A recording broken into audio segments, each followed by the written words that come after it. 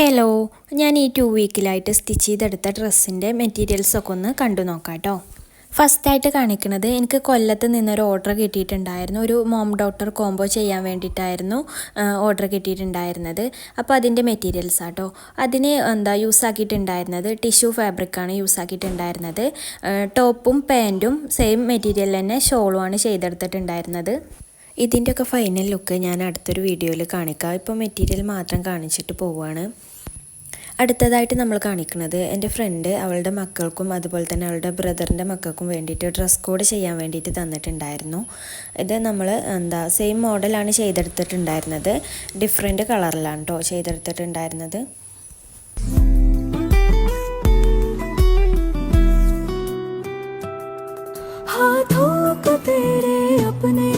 हाथों में ले लेते हो के तकदीरें